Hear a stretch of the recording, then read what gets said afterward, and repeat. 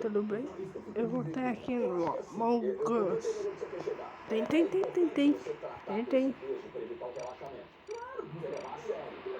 Vamos lá. Mas o meu ponto é que quando você trata como obrigação, parece que o confronto é extremo, sabe, desnivelado. Eu acho que obrigação é difícil usar esse termo no futebol, eu sei. Mas vamos lá. Argentina e Cabo Verde. Obrigação. Mas aí que aí você tem uma distância muito grande. Eu acho que a Mari foi muito importante porque ela fala, tipo, a desculpa tá pronta. E a gente não pode colocar isso aí também. A desculpa não tá pronta. A gente tem jogadores pra fazer grande jogo e tirar o Japão fora.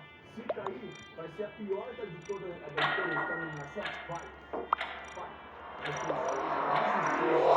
É como se não caísse numas oitavas.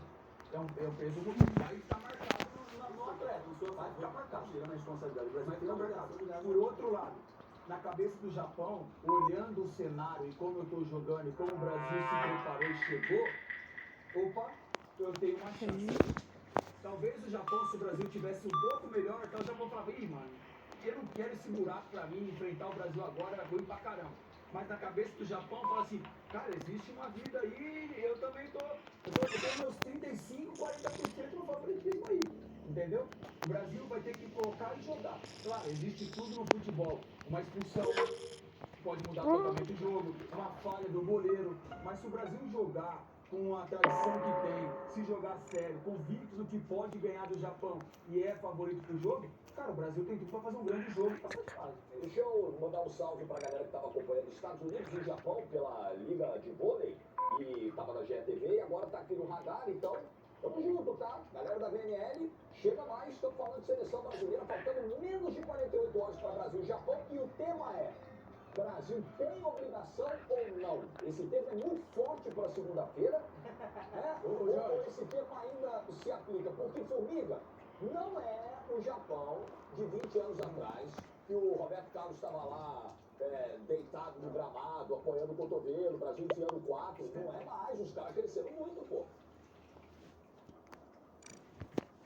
Cara, eles cresceram, eu tô muito com a Mari na primeira intervenção dela, quando a gente falou, se todos os tradicionais cumprissem sempre a obrigação, Mandar pra atenção pra frente ia vocês, ser resumida sempre os mesmos. E eu acho que a graça é que não é. Ele pertence a todo mundo e todas as escolas podem se desenvolver. É evidente que o Japão hoje evoluiu. Ontem a gente conversou com a nossa nível brasileira, né, que cobre já a seleção brasileira desde 98. E ela falando, cara, o Japão mudou a forma de produzir seus jogadores, entendendo o mercado europeu, o que o mercado europeu precisava. O Japão passou a lapidar os seus jogadores para se encaixar no mercado que tinha outra característica. E isso beneficia a seleção japonesa, que tem 3 só convocados aqui, que jogam no Japão, todos os outros jogam na Europa. É evidente que o time melhorou. E a gente viveu uma crise, então a curva de distância diminuiu. Então, assim, existe o risco? Existe o risco. Nós somos melhores. Mas um dia vai acontecer, como na história das Copas já aconteceu outras tantas. Eu acho, quando a gente levanta essas discussões, eu entendo, gera ótimos debates. Isso na mesa do bar é maravilhoso, aqui é maravilhoso. Mas eu acho que no final, quando a gente usa a obrigação, quando a gente levanta isso, a gente está só fomentando que toda derrota nossa é muito mais culpa nossa do que mérito nos outros e é sempre uma crise. E às vezes a nossa derrota é simplesmente uma derrota porque a gente foi pior. E é isso, não é desculpa, é explicação. Eu acho que no futebol, às vezes tem dirigente que usa desculpa, tem jogador que usa desculpa, mas eu acho que às vezes as coisas têm explicação. Simples assim. E não tô passando pano para uma eventual derrota. Eu acho que a gente vai passar. Mas o jogo tem uma história que começa e termina em si, naqueles 90 minutos. O que a gente precisa analisar naqueles 90 minutos. Pode ser que naqueles 90 minutos dê tudo errado, tomara que não dê, mas pode ser que aconteça. Fala, Mari. Ontem eu estava conversando, e eu quero muito falar essa frase, tá? Ontem eu estava conversando com a Aitana Bonmati, bola de ouro, campeã do mundo pela Espanha, campeã da Champions pelo Barcelona, e ela virou comentarista no México durante desculpa, essa aí eu precisei soltar. Ela foi comentarista no México agora da Copa do Mundo, E ela tava. E aí eu, no início ali da entrevista, eu perguntei pra ela como foi a experiência e tal, se ela gostou de comentar, e aí eu falei, cara, pra você é muito mais fácil jogar do que falar. Ela falou, nossa, muito mais fácil, porque pra mim o jogo é o que vai acontecer e tá sob o meu controle. O falar ainda é uma novidade pra mim.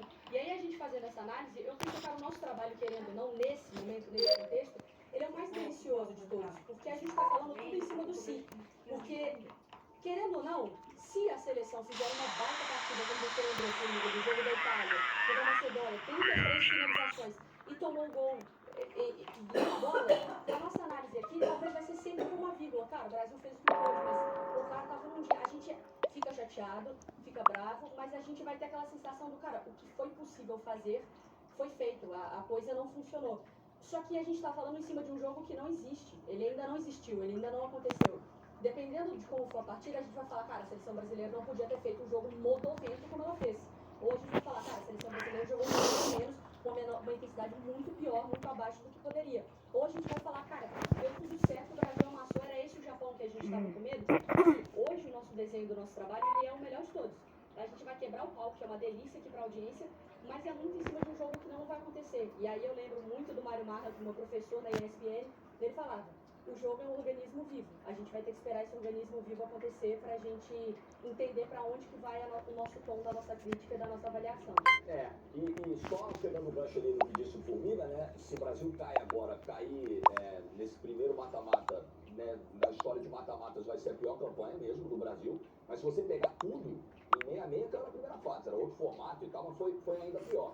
Mas tem uma parada, e aí nós vamos ouvir o Ryan, e vai conectar com o que eu vou dizer agora. Assim, tem uma parada que rola muito na Copa, tem um fenômeno, que é o seguinte. Mas 66 a gente era bicampeão, né, Jorge? Sim. Era outro. E tinha outra moral, né? Tava mais leve e tal. Mas só para dar a informação. Mas o que acontece na Copa? A Copa, ela atrai um torcedor que não acompanha futebol no dia a dia. Aquela galera que não fica 4 anos vendo a seleção jogar. A galera chega, opa, vou ver a Copa aqui, beleza. Quando você chega pra essa galera, muitas vezes, essa galera tenta campeã do mundo, tá? Olha, o Brasil tá, porra, eu vi o tempo, eu vi o tempo, pô, o Brasil é o Brasil. Aí você chega e mostra pra esse cara o seguinte, ó, tá complicado, irmão. Super todo pô, o Brasil, né, tá numa fase complicada, e outras seleções cresceram, e o Japão cresceu. O cara fala, porra, mas Japão, quem é Japão? 2018, e isso não era só torcedor. E a gente na imprensa em 2018, que não aceitava o enaltecimento à geração da Bélgica. Pô, vocês ficam falando de Bélgica, a Bélgica nunca foi nada. Bem, é isso. Não esquece de curtir, se inscrever e valeu!